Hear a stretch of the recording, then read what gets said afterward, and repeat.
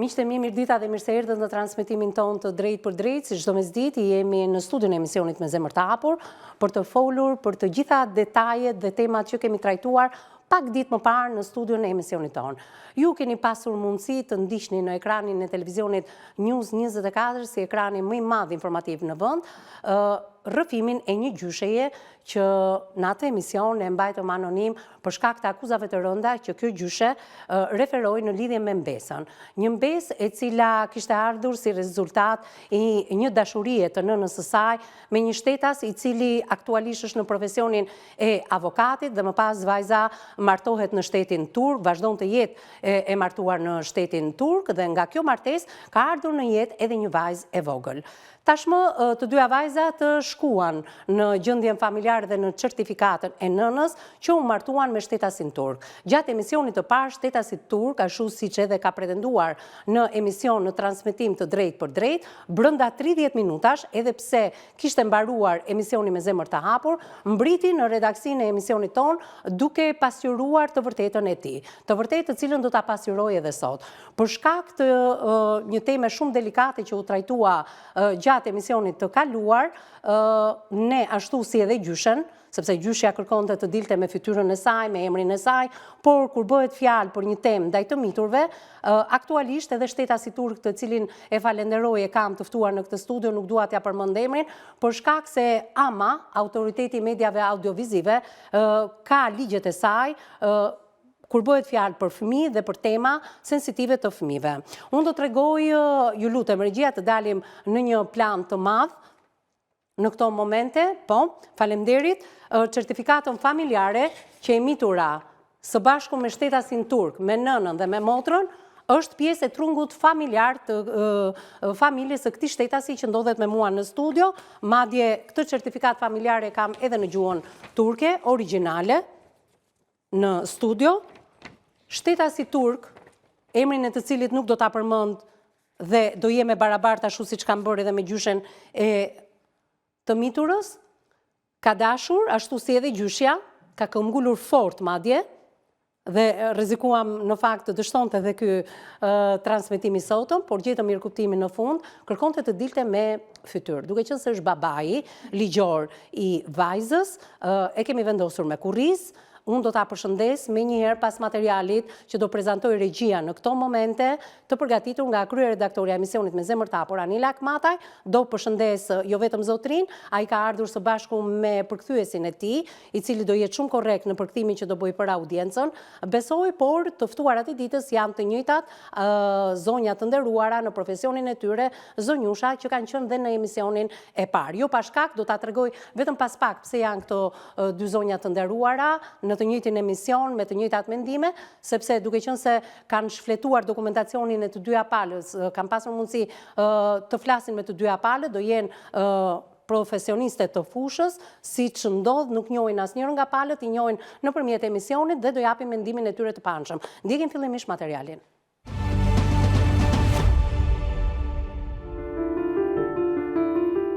Historia që do të trajtohet ditën e sotme në studion e emisionit Me Zemër të Hapur ka të bëjë me një ngjarje të rëndë të një abuzimi seksual me një të mitur 6 vjeçare, e cila sipas gjyshes së saj është abuzuar nga gjyshi i saj me origjinë turke. Gjyshja rrëfeu se dy mbesat e saj, vajzat e vajzës, i ka rritur që nga lindja. Ajo rrëfeu në studio mes lotësh peripecit me saj dhe të bijës, për të cilën shprehet se nuk ka komunikim dhe se i ka braktisur vajzat deri aty sa janë abuzuar nga gjyshi i tyre. Gjyshja rrëfeu në studio momente nga bashkëjetesa e saj me mbesën 9 vjeçare, si dhe tregoi bisedën e saj me nusen e djalit, ku mbetën të tronditur nga rrëfimi i saj. I menjëhershëm ka qenë reagimi i njerëkut të 9 vjeçares, i cili mbriti në studio dhe mohoi të gjitha akuzat ndaj babait të tij, si dhe akuzoi vjerrën e tij për mashtrim dhe e cilësoi atë si një njeri me probleme të shëndetit mendor. Ai vendosi të bëhej pjesë e studios ditën e sotme për të rrëfyer anën tjetër të historisë. Ndiqni rrëfimin.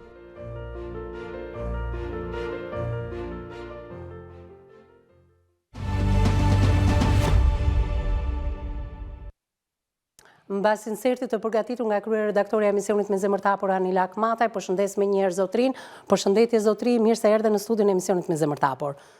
Faleminderit që je me mua në studio. Teşekkürler. Hoş geldiniz bu emisyona. Teşekkürler. Faleminderit. Dhe në studio do t'jenë përsëri të dyja zonjat, Sara Demrozi, avokate, përshëndetje, mirë se erdhe. Belinda Mustafa, psikologe, përshëndetje Belinda, mirë se erdhe. Do flasim në mënyrë të përmbledhur pak me zotrinë edhe për shkak të përkthimit që do bëjmë në kohë reale. E rëndësishme është që ju jeni përkthyesi i tij dhe gjithçka do jetë transparente, të paktën në rrëfimin e zotrisë. Duket falenderuar për pjesëmarrjen në shera e dytë që takohemi bashkë. Mua më vjen mirë premtimi që dhe në publik në emisionin e parë, që brenda 30 minutash mbrite në redaksinë e emisionit Me Zemër Tapur. Ditën e sotme mund të flasim edhe për gjëra të bukura dhe do ta nis me pyetjen e parë. Si e njohur ti dhe bashkëshortja jote? Nëpërmjet miqve të përbashkët, ne jemi e njohur, do të thënë, bashkë me edhe jemi martuar me bashkëshortën.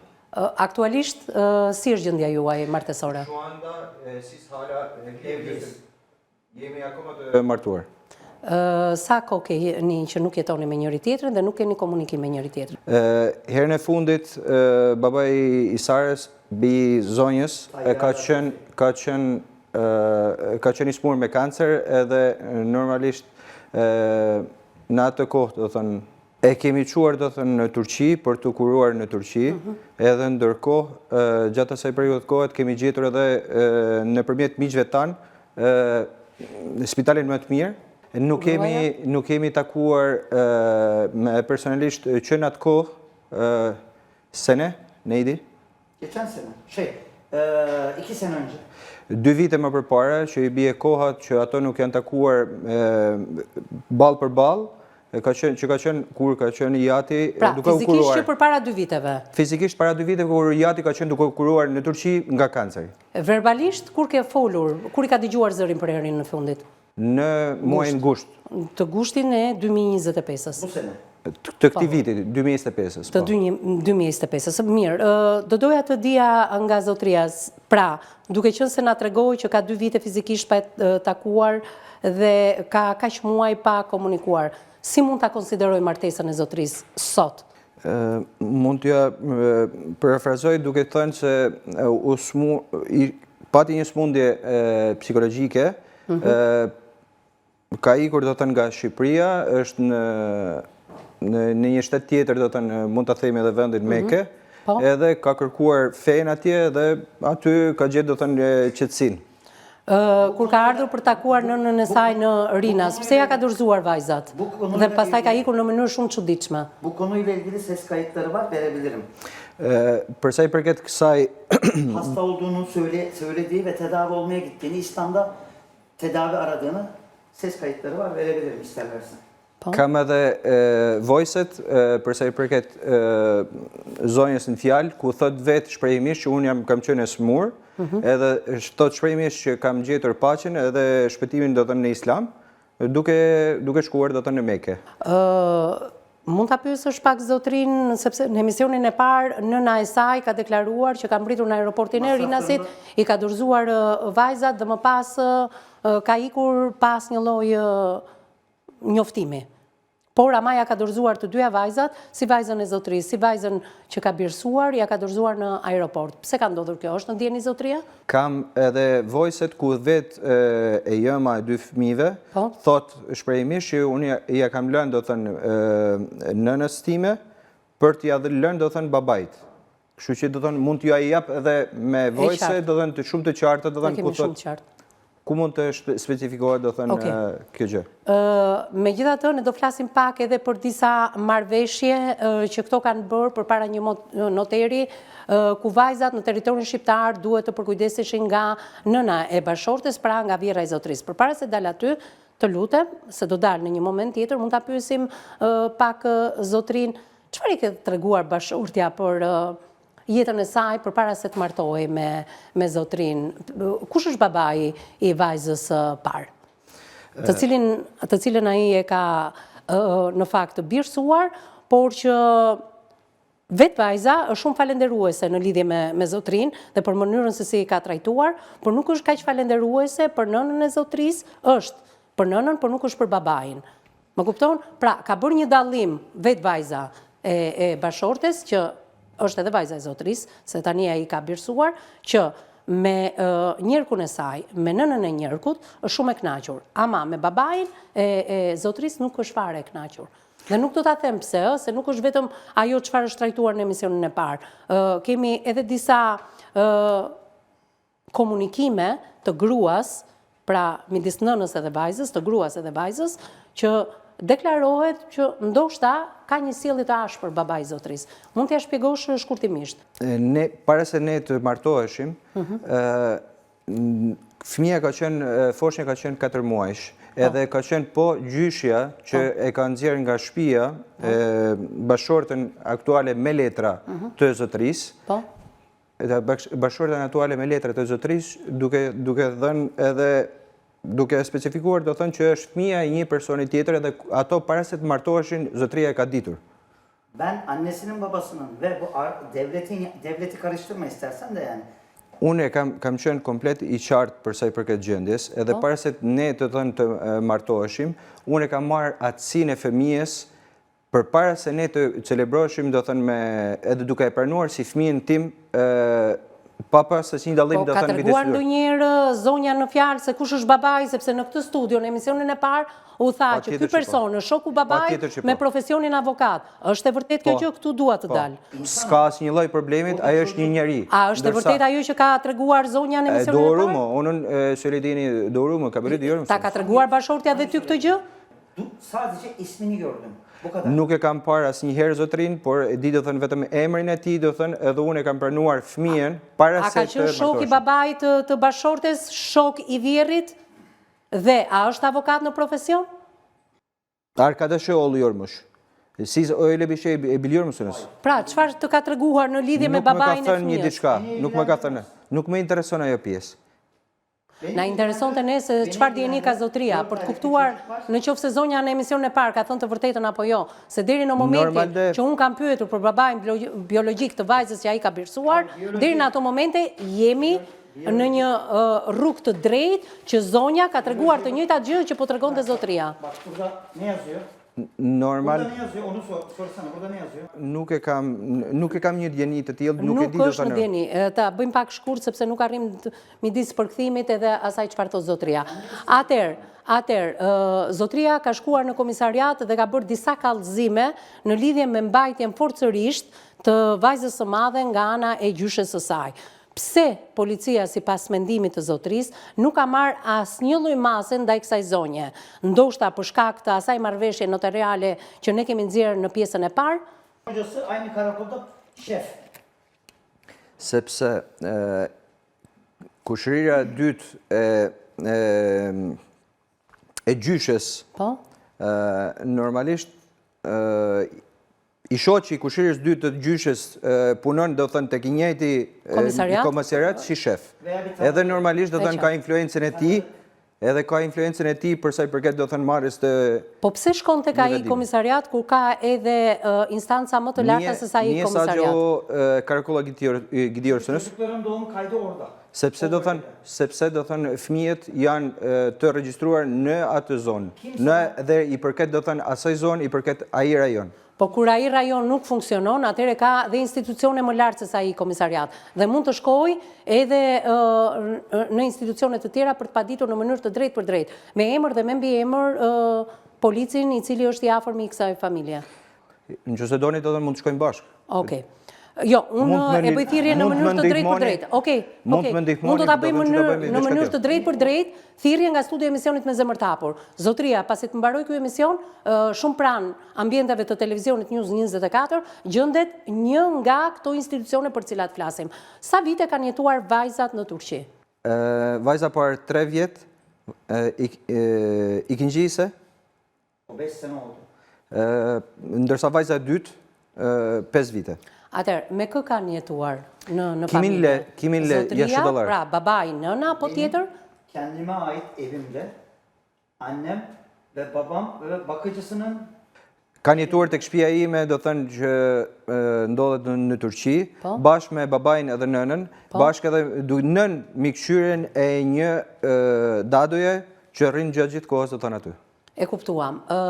Në fakt u bëhet fjalë për vajzën që është birsuar nga zotria. Ai ka pasur ndonjë pakënaqësi nga vetë vajza? Nga e mitura, do me thënë si është sjell ajo në familjen e zotrisë? Është ndjerë shumë rahat. Abimi bile görse sarılır. Kucak özledi bizi. Edhe megjithëse do thënë ka shumë vite që kanë kaluar do thënë që nga momenti që jemi Pra takuar nuk do ka thënë qenë me një fëmijë vajzën. problematik.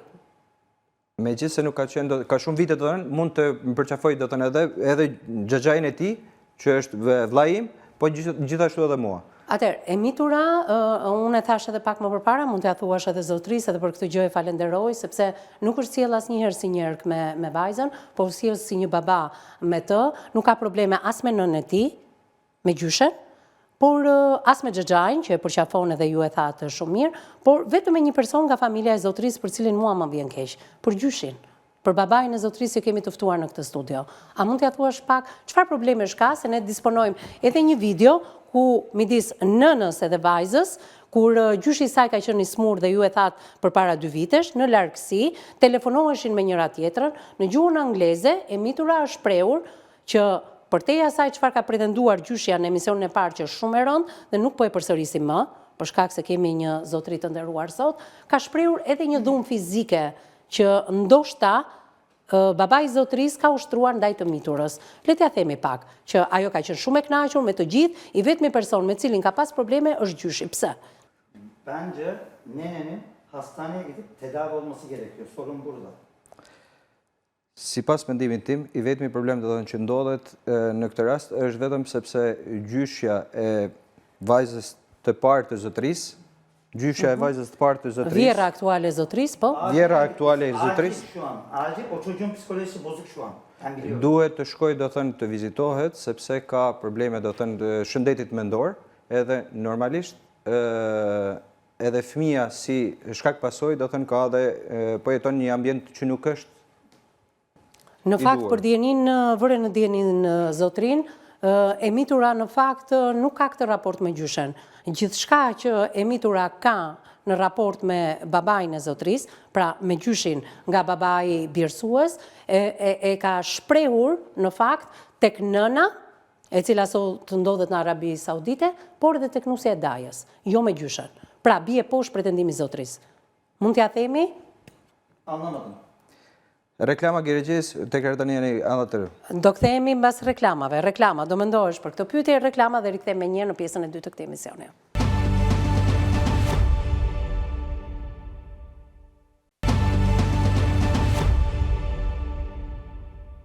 Mbas hapësirës së parë publicitare, jemi në pjesën e dytë të këtij emisioni. Kam një përgjigje, besoj, se mbyllëm pa përgjigje atë që ju thash. Pse e mitura veçon vetëm babajin e zotërisë, nga gjithë familja, është i kënaqur me të gjithë, sidomos me zotrin, se duhet ta falenderoj për këtë gjë, zotrin, por përzgjedh vetëm gjyshin. Është një shpifje.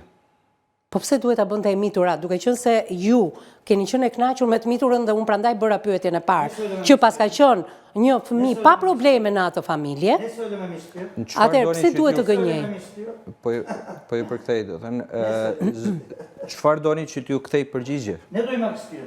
Çfarë doni do thënë që të dëgjoni? Ne duymak istiyor? Pra, akuza nuk është vetëm ajo akuzë e rëndë që është nga gjyshja në emisionin e parë, por thash edhe një herë, ne kemi edhe një video ku biseda e vajzës me nënën ka qenë që përdoret edhe dhunë fizike.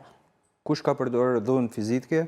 Është audio që flet bashkëshortja e zotërisë dhe nëna e vajzës me vajzën e mitur. Kim el koydu? Kush ka përdorur dhunë kundrejt vajzës? Babai. Yok öyle bir şey. Zotëria nuk ndodhej aty, thot vajza, në gjuhën angleze, ka dëgjuar edhe avokatja. Bir şey var. Pra, ka ndodhur diçka, thot zotëria, por është shaka.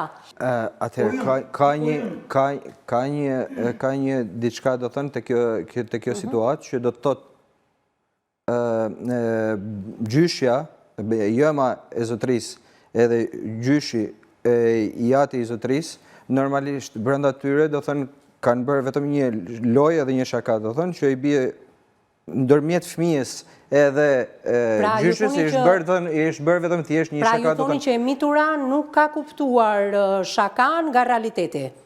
Nuk është prekur me dorë, është vetëm thjesht në çfarë ka ndodhur, është siç flitet do thënë me fëmijët, është thënë vetëm një diçka do thënë që çka ka ndodhur, gjyshi i ka rrahur e ka rrahur në këtë rast. Ta pyes pak edhe për akuzën e rëndë, të cilën nuk po e them publikisht, sepse ata që janë besnik të këtij emisioni e kuptojnë që përtej dhunës fizike ka ekzistuar edhe një lloj tjetër dhune dhe ajo është akoma dhe më e rëndë se sa dhuna fizike. Atëherë, le të ndalojmë pak, ju lutem, tek momenti kur vajza rreth 1 viti që është takuar me gjyshen dhe jetonte me gjyshen, ka qenë e mbyllur në vetvete, ka bërë 2 suicide, pra ka shkuar tek dritarja për t'u hedhur nga dritarja, për ta shpjeguar në termin se nuk duhet ta shpreh. Vajza e parë. Po, vajza e parë, flasim gjithmonë për vajzën e madhe, jo për vajzën e zotrisë. Dhe mbas 1 viti, të dyja janë vajzat e zotrisë. të lutem, të dyja janë, po, patjetër, po flas për vajzën e madhe. Dhe në momentin mbas 1 viti që kanë qenë duke konsumuar lule shtrydhe dhe lule shtrydhja si frut i rikthen një episod shumë të vështirë që ka kaluar me gjyshin e saj në Turqi, futet në dhomë dhe qanë jo tek gjyshja, po tek nusja e dajës, e cila kuptonte anglisht dhe në gjuhën angleze, por edhe në komisariatin e policisë, në prani të një psikologu dhe të një avokati dhe të oficerit policisë gjyqësore, vajza ka shprehur me detaje të cilat mund t'i flasi dhe psikologja pak më vonë, gjëra të cilat nuk i përkasin moshës së saj. Më kuptoj çfarë duhet të them, detajet që ka shprehur zonja, fëmia, duhet o t'i ketë përjetuar, o duhet t'i ketë parë diku. Dhe unë do përjashtoj gjyshen në këtë rast, jo për ta marrë në mbrojtje gjyshen, gjyshja nëse ka ardhur në këtë emision dhe ka gënjur, do marri përgjegjësinë e saj, unë do bëj një tjetër emision me ju, ku ju do ta padisni gjyshen për shpifje dhe do marri dënimin e merituar dhe do jemi në këtë studio që ka shpifur. Dua të ndaloj përse vajza që ju u shprehët pak më përpara, që nuk ka pas probleme në familje, që është një vajzë shumë e mirë, deklaron një akuzë shumë të rëndë për gjyshin, dhe këtë ja kujton lule shtrydhja. 1 vit nuk ka folur me gjyshen, se gjyshja nuk dinte as turqisht dhe as shqip. Ka pas 2 tentativa suicidale, të cilat do t'i shpjegoj pak më vonë. Por pas 1 viti duke konsumuar lule shtrydhen, ka folur tek nusja e dajës se çfarë i ka ndodhur me lule shtrydhet dhe me termin e rëndë të cilin nuk po e përmendim sot. Mund t'ja përkthejmë pak zotrisë, vetëm jam e lutur nëse do të ma përmbledhni pak. Patjetër, faleminderit. Fëmia i parë i zotrisë po pyet zotëria, do të thënë, ka tentuar vetvrasjen 2 herë kur ka qenë duke jetuar, do të thënë, me gjyshen apo kur ka qenë duke jetuar me mua? Jo, me gjyshen. Pra, vitin e parë që ka jetuar me gjyshen. Pra, mbasi kishte ndodhur ajo që mendohet, ka jetuar me vjerën, me gjyshen, dhe gjyshja nuk e dinte se çfarë po ndodhte me vajzën, sepse nuk dinte as anglisht dhe as turqisht. Ama ka parë me sytë e saj se çfarë ka tentuar e mitura të bëj, dhe mbas 1 viti kur ka konsumuar të njëjtën gjë që i ka ndodhur me babain e zotrisë, pra lule shtrydhja, po e them edhe një herë këtë gjë, se është një element shumë i rëndësishëm, aty ka shpërthyer në të qara dhe ka folur në anglisht me nusën e dajës, e cila ka dhënë dëshmi në këtë emision që po është e vërtet, sepse vajza më shërofyer këtu. E kanë marrë vajzën, e kanë çuar në komisariatin e policisë, aty ka qenë oficeri policisë gjyqësore, ka qenë psikologu, ka qenë edhe avokati prezant. Dhe vajza ka thënë të njëjtat detaje. Prandaj, dua të them... Tek i njëjta komisariat ku ndodhet, do thënë edhe i shoqi, i zonjës, i nusës dajës, do thënë që ju po flisni. Pra, është i njëjti familjar, Për këtë se kam informacionin e Kasara. Çocuğun intihar olayı nerede olmuş? Ku ka ndodhur, vetëm një pyetje, ku ka ndodhur të thënë vetvrasja? Në Turqi.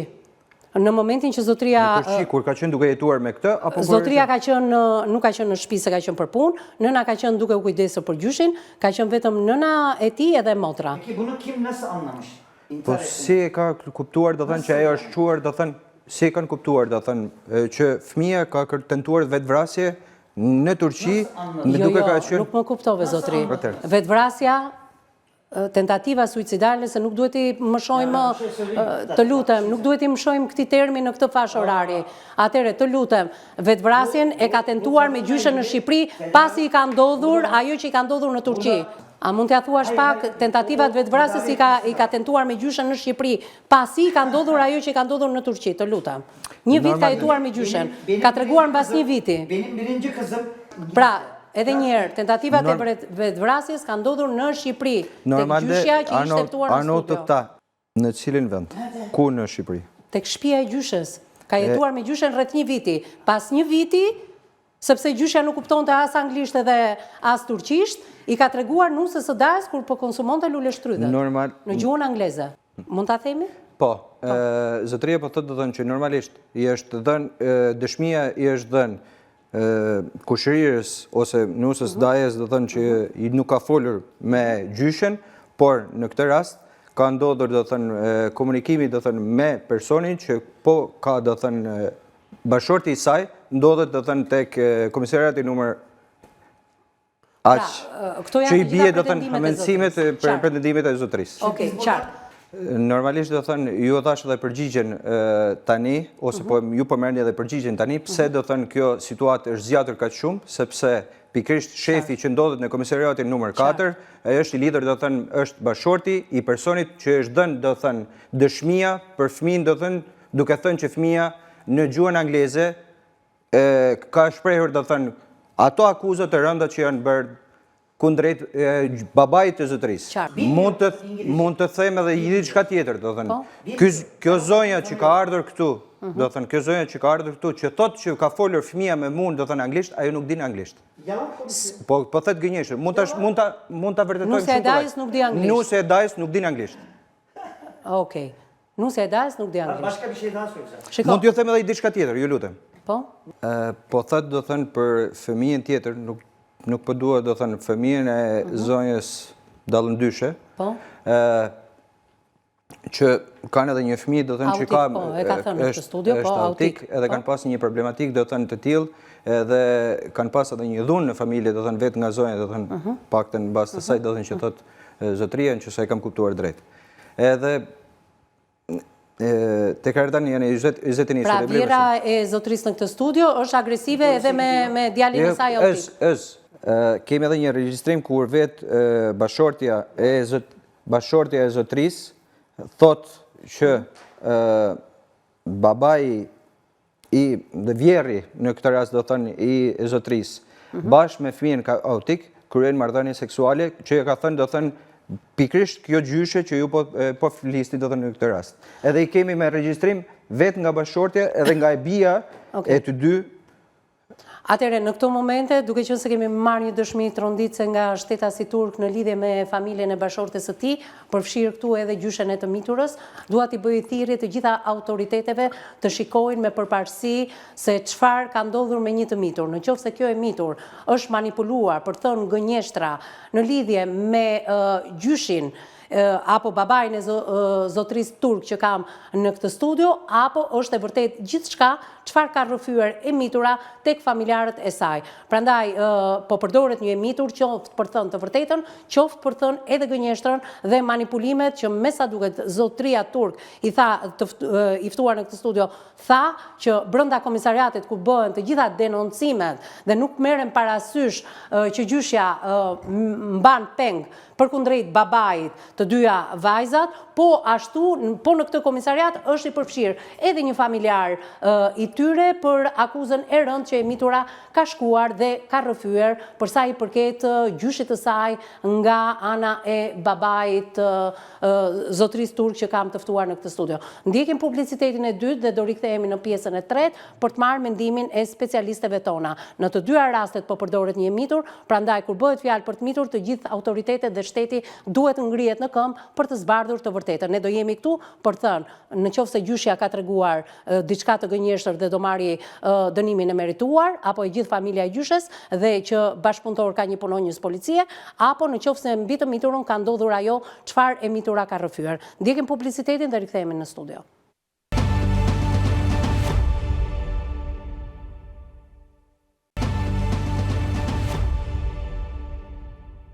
Mbas hapësirës së dytë publicitare jemi drejt për së drejti në pjesën e tretë dhe të fundit, si gjithmonë në këtë pjesë është mendimi i specialistëve tona, jo pa një interes për gjithë ata që po na ndjekin drejt për së drejti, kemi zgjedhur të njëjtin panel që ka qenë edhe në emisionin e kaluar. Po bie Zilja dhe jemi drejt për së drejti.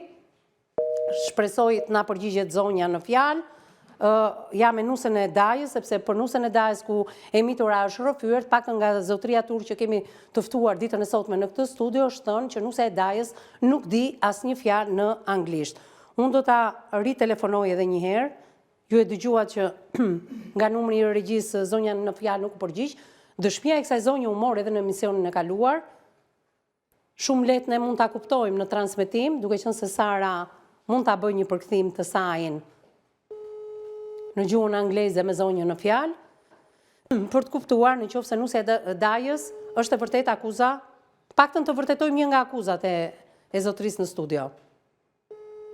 Bie Zilja dhe unë nuk e di në qoftë se do ke mundësi të lidhe me zonjën. Alo?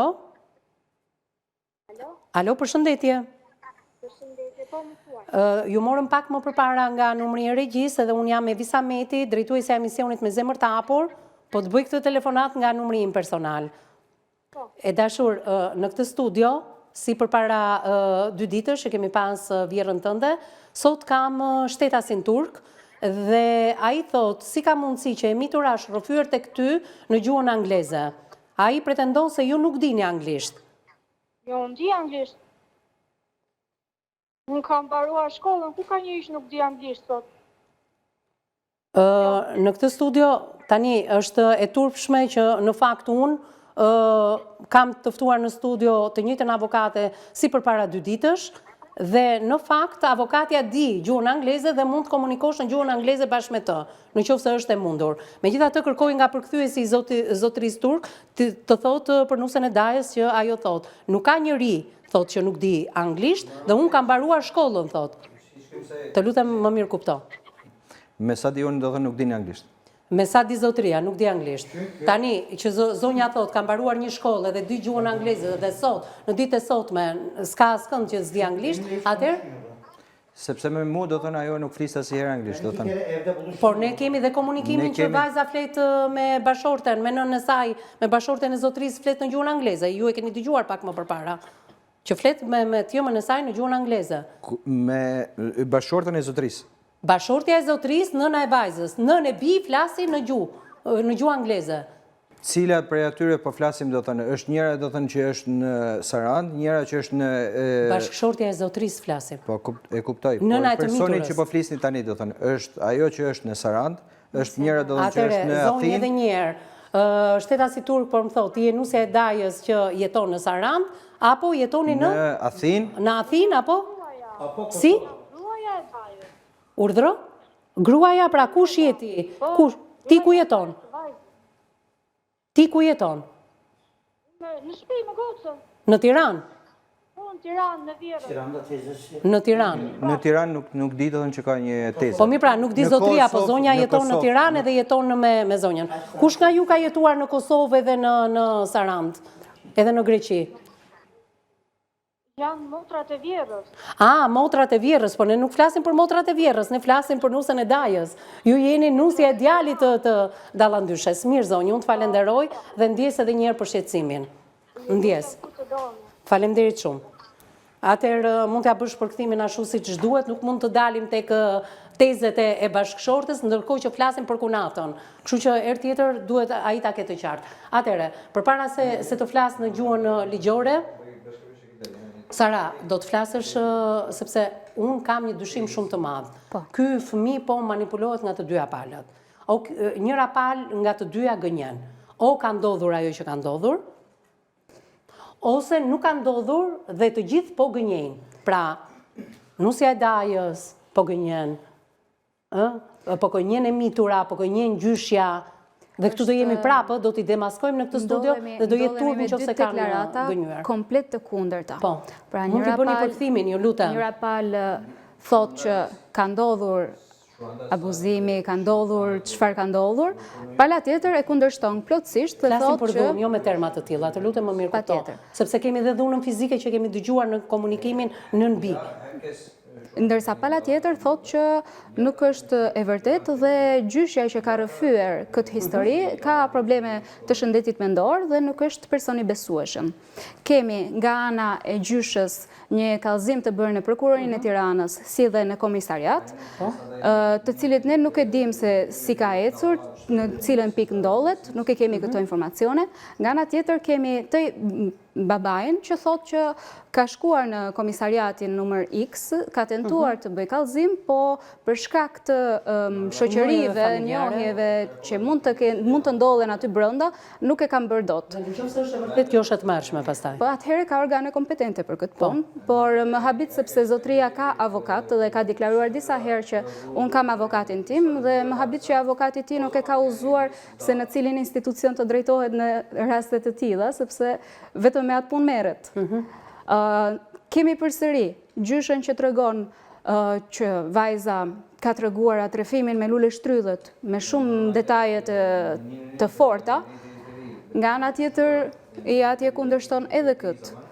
Kemi nënën në gjithë këtë situatë që nuk dim se ku ndodhet. E dim se ku ndodhet, por nuk dim se pse i ka braktisur fëmijët, se tani ndodhemi në kushtet e braktisjes, kur nëna arrin të deklaroj që unë nuk duhet merrem me këta fëmijë dhe duhet të bëj fëmijë musliman se këta janë kefir, siç kemi lexuar tek mesazhet, siç ka treguar edhe gjyshja vet, këtu fëmia vuan psikologjikisht. Bashortja e zotrisë nuk ka një raport të sinqert me zotrin i bie, sepse të thuash që unë do shkoj në Arabi Saudite dhe do bëj fëmijë musliman, dhe ndërkohë merrini këta fëmijë se unë nuk dua t'ja di më për këta, kjo shumë e rëndë.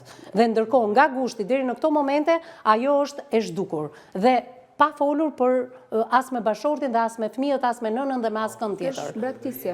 Kjo është braktisje e mirëfillt. E qartë. Mirë, dua të kaloj pak tek zotria. A mendon ai se bashkëshortja e tij ka probleme të shëndetit mendor, sepse me sa kuptoj ajo ka luajtur me të dyja palët, si me palën e nënës, si me palën e bashkëshortit. Mi shkurë do thënë tek doktori dhe është e smurë bipolare. Por problemi kryesor është do thënë shkak pasojë e bipolarizmit mbas asaj që më thot zotëria, do thënë kur kanë shkuar tek doktori edhe asaj do thënë që vetë zonja bashkëshortja e zotërisë do thënë thot është që nga traumat e fëmijërisë që bashkëshortja e zotërisë ka pas, ka shkaktuar do thënë edhe një bipolarizëm të dyzim do thënë të karakterit. Mirë, ai është mendimi i zotërisë se ne do dëgjojmë psikologën.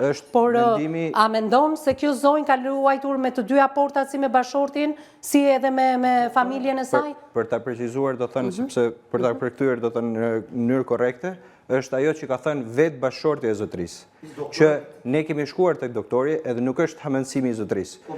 Është vetë zonja do thënë që thotë nga traumat e fëmijërisë që unë kam pas, unë jam është vetë diagnostikuar ajo, se kemi ekspertën këtu. Jo, nuk është vetë diagnostikuar, ka shkuar tek doktori.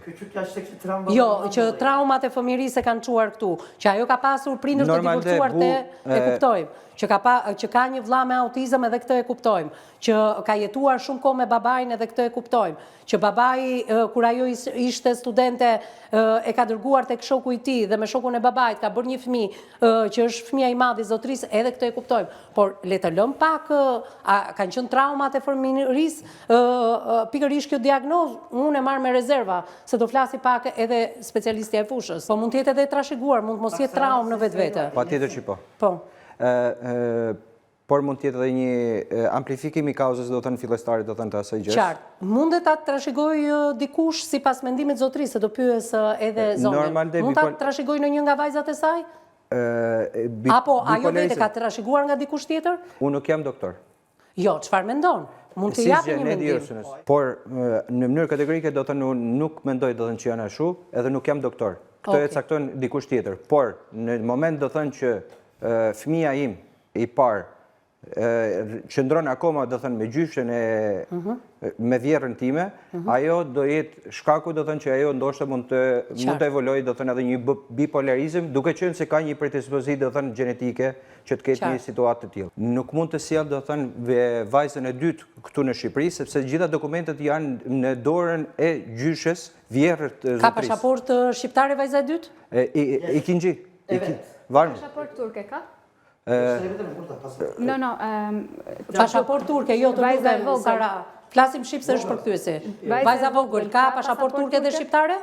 Yes. 2 pasaporta? 2?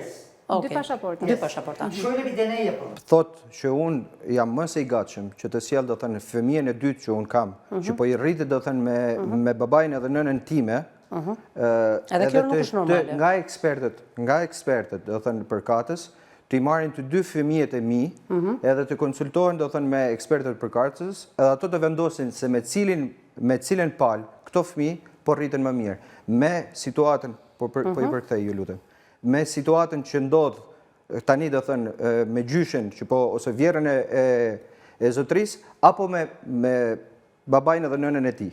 Por këto do e vendosin ekspertët. Okej. Atëherë mund ta pyesim pak zotrin, një fëmijë kur vjen në jetë vjen nga nëna dhe nga babai. Dhe ky fëmijë ka të drejtë që të rritet kur në jetën e tij nuk i ka ndodhur asgjë nënës edhe babait, nëna e ka braktisur duke shkuar në Arabinë Saudite, por më duket çudi që rritet me gjyshrit vajza e vogël dhe nuk rritet me zotrin. Shumë e çuditshme. Dhe kjo është jo normale, as ligjore dhe as emocionale. Mua nuk me lajnë do thënë që unë t'i rris këtu. Küçük kızım mecburiyetten Türkiye'de okuyor. Ben ona burada yetişemek. Unë dua që të rriten këtu. Nije. Pasaport yok. Nuk ka pasaport, prandaj do thënë nuk mund ta sjell, se unë duhet që ta rris këtu, edhe dua që të mësoj gjuhën Vjera mban shqipe. peng pasaportat. Ben niye çocuğumdan ayrı kalayım? Öyle bir şey var mı? Çocuğumdan ben niye... Është i aftë zotria pa prezencën e nënës së vajzave që i ka braktisur ato t'i rrisi në këtë kushte që është në Shqipëri? Edhe nëse ndodhen, nëse mund të kem edhe më shumë se sa aq, edhe dy fëmijë tjerë, unë mund t'i rris do thënë. Jo nga ana ekonomike, nga ana emocionale, për të kaluar kohë me to, t'i çoj, t'i marri, t'i laj, t'i shplaj, t'i ushqej. Patjetër që po. Patjetër që po. Faleminderit shumë për të kaluar tek Sara. Sara. Unë mendoj që në këto kushte duhet t'i drejtojnë organeve të drejtësisë, edhe të vazhdojnë procedimin në mënyrë në rrugë ligjore për të zbardhur se a janë të vërteta. Gjykatës dhe jo policisë. Gjykatës në një moment të dytë do t'i drejtohet prokurorisë në radhë të parë.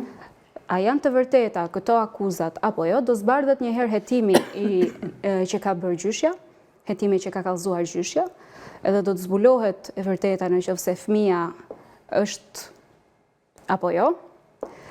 Në rastin e dytë, në qoftë se pala tjetër ka pretendimet e veta, edhe ky mund vazhdoj të bëj kallëzimin e vet në prokurori për marrjen peng të pasaportave. Gjithsesi unë besoj që gjyshja e ka bërë këtë veprim sepse ka ndjerë rrezik për vajzën. Po. Ka ndjerë rrezik pas atij rrëfimi të tmerrshëm, edhe i ka mbajtur pasaportet duke mos lejuar vajzën që të rikthehet në Turqi tek IAT-i që e ka birtësuar. Atëherë, kemi një tjetër mundësi, nëse zotria shkon dhe paraqitet në policinë shqiptare, tek drejtoria e përgjithshme e policisë dhe jo tek komisariati i përkatës, por edhe në një Albania, riaplikimin e pasaportave të vajzës duke i deklaruar ato të humbura, çfarë ndodh? Po, pasaportat nuk janë të humbura. Edhe pastaj duhet të paraqitet vajza. Përderisa zotria nuk i disponon, sepse këtë të keqe kanë shqiptarët që të paktën në ligje kaq delikate nuk e kuptojnë. Ne jemi posedues të pasaportës, nuk jemi pronar të pasaportave. Pronar i një pasaporte është shteti përkatës i atij vendi që ne i takojmë. Pra, ne posedojmë një pasaport, por ajo pasaport nuk është prona jone, është pronë e shtetit shqiptar. Dhe këtë gjë sa redashur ne duhet ta japim si mesazh. Pra, zotria mundet të deklarojë humbjen e atyre pasaportave. Ai mundet, po në momentin që duhet të marrë vajzat. Po që aktivizohen ato, në momentin le të ketë marrë peng zonja, në ai momentin mund të bëjë deklaratën e humbjes. Po, deklaratën e humbjes së pasaportave të vajzës. Mundet. Në drejtorinë e përgjithshme të policisë dhe ai në mund ta bëjë këtë gjë, ka shumë gjëra. Po le të ketë, Sara. Ka shumë gjëra të tjera që është e nevojshme të zbardhen thjesht për hir të Sara, vërtetës. e di për çfarë më vjen mua keq, po do ta jap mesazh për gjithë prindërit shqiptar, jo vetëm për nënat, por edhe për baballarët, që në këtë jetë të kenë ardhur nga dy prindër, të cilët sot fatmirësisht, si zotria, si edhe zonja, gëzojnë shëndet të plot, njëra i braktis dhe shkon për religionet e saj dhe për gjithçka tjetër në Arabinë Saudite. Dhe ky zotri është i paaftë sepse thotë që brenda komisariatit ku shkon edhe bën kallëzime, është i afërmi i familjes së vjerrës së tij, atëherë kemi 2 fëmijë që rriten, njëra në Turqi nga ana e gjyshërve dhe tjetra në Shqipëri nga ana e gjyshërve nga mamaja. Kur babai është i aftë, edhe nëna është e aftë, por do flasim edhe për këtë gjë në fund të emisionit me zotrin, se si mund ta lokalizojmë se kush është kjo zonjë, pse dorëzon në aeroport të dyja vajzat tek nëna, pse i braktis ato, pse thotë unë do sjell në jetë fëmijë musliman dhe ndoshta është e drejta e saj për të doktrinuar jo vetëm në Arabinë Saudite, por edhe kudo, por mos harroja e zonjë, vuan nga apo jo shëndeti mendor, ka lënë 2 vajza pas. Për këtë, domethënë është e tmerrshme dhe këtu duhet ndërhy menjëherë shteti shqiptar dhe jo vetëm, edhe shteti turk. Pse jo? Sara, dua të kaloj pak se jam në fund të emisionit dhe na ka marrë shumë kohë për kthimin dhe kaq është. Jo, besoj se shumë e rëndësishme psikologjia tani. Duke mos përmendur diagnozat të cilat janë po aq jo ligjore në këtë studio, si edhe përmendjen e emrave në këtë situatë të vështirë që ndodhem. Madje zotria thash edhe një herë ka kërkuar të dalim me portret, ti ke qenë pjesë e diskutimit ton, ai këngulte të dilte me portret, por në certifikatat që unë tregova në fillim në gjuhën turke dhe në gjuhën shqiptare, ai është babai i asaj vajze për të cilën janë bërë 2 emisione, por me sa shoh do bëhen dhe emisione të tjera. Sipas këndvështrimit tënd, çfarë po ndodh? Kemi të bëjmë me një nën që ka të trashëguar problemin e saj të shëndetit mendor, e ka përfituar për shkak të traumas, siç thot zotria, dhe a mund ta trashëgoj tek vajzat e saj dhe vajza e madhe është pjesë e kësaj diagnoze që ndoshta mund të ketë rrilluar gjithçka nga një histori? Duke marrë parasysh çrregullimin që zotria tha, po, mund të ndodhi që të jetë e trashëguar, duke marrë dhe parasysh historikun e shëndetit mendor brenda familjes së zonjës, që e dim ka dhe një vëllat të diagnostikuar me një çrregullim tjetër mendor. Nëse flasim për vajzën, do më duhet që të kisha kontakte, por nuk e kam pasur fatkeqësisht sepse nuk mund të fusim një të mitur këtu në mes, ajo duhet të merret patjetër nga organet kompetente dhe të qëndrojë në një mjedis neutral, as me zonjën dhe as me zotrin, për momentin, të bëhen procedurat e duhura me një ekspertim psikologjik. Pra nuk duhet të rri as me gjyshen, as me babain. As me gjyshen dhe as me babain. Në një zonë neutrale. Duhet një zonë neutrale. Duhet të kuptojmë në qoftë se vajza është e manipuluar, qoftë nga të dyja palët, nuk po ja benefitin e dyshimit që të dyja palëve, sepse nuk e dim se si është e vërteta në këtë mes. Jo, ky zotri s'ka çfarë manipulon. Tani ti kemi gjërat. Ky nuk po manipulon, ky po thotë të drejtën e tij. E kupton? Po. Unë këtë gjë e di, ai nuk merr përgjegjësi çfarë ka ndodhur me babain. Duhet të marrim që të dyja të vërteta dhe ti vërtetojmë në qoftë se janë apo jo të vërteta, por këto bëhen vetëm në bazë të një grupi të rregullt dhe të mirë strukturuar ekspertësh. Sa e shëndetshme është, duke marrë parasysh edhe vajzën e vogël, sepse jam në fund të këtij emisioni, që të 2 prindrit janë gjallë, shëndosh edhe mirë, pavarësisht se nëna është zhdukur ashtu siç është zhdukur, dhe rriten nga gjyshrit përkatës. Këtë nuk arrit ta kuptoj unë. Nuk është pak e shëndetshme. Në fakt duhet të dilja dhe tek tentativa vetvrasjes së vajzës, që mund të ketë ndodhur për shkak të ndjerjes së braktisjes nga mamaja. Pra ajo është ndjer e braktisur dhe kjo mund të ketë ndodhur dhe jo për shkak të rrëfimit që ajo ka bërë tek nusja e dajës. Po, në qoftë se marrim, sepse këto tentativa kanë ndodhur përpara se të bëhej rrëfimi tek nusja e dajës.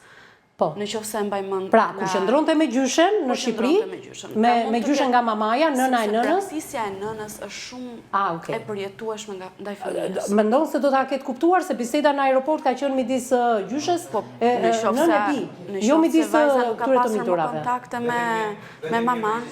Ju lutem. Po? Ja, do ta jap fjalën më një herë, po? Në qoftë se vajza nuk ka pasur kontakte me maman, do të thotë që e ka ndjer braktisjen. E ka ndjer. Okej, faleminderit të dyjave, po.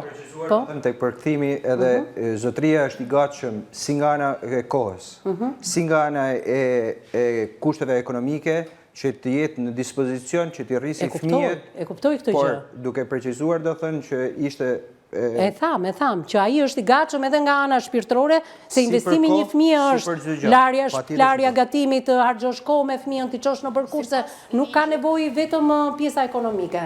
Ju lutem se më duhet ta mbyll Bela. Do të shtoj edhe këto sipas ligjit me diagnozën e përmendur nga zotria për maman, në momentin që në qoftë se ata kryejnë divorcin, automatikisht kujdestaria i kalon babait. Mund t'ja themi këtë gjë zotrisë, ju lutem. Normalde si boşanırsanız si mund të bëj divorcin? Si mund të bësh divorcin? Si mund të procedohet, do dhe në për të bërë divorcin Po, zotëri? ja ta thotë, pa prezencën e zonjës, prit njerë, para se dalim ke divorci.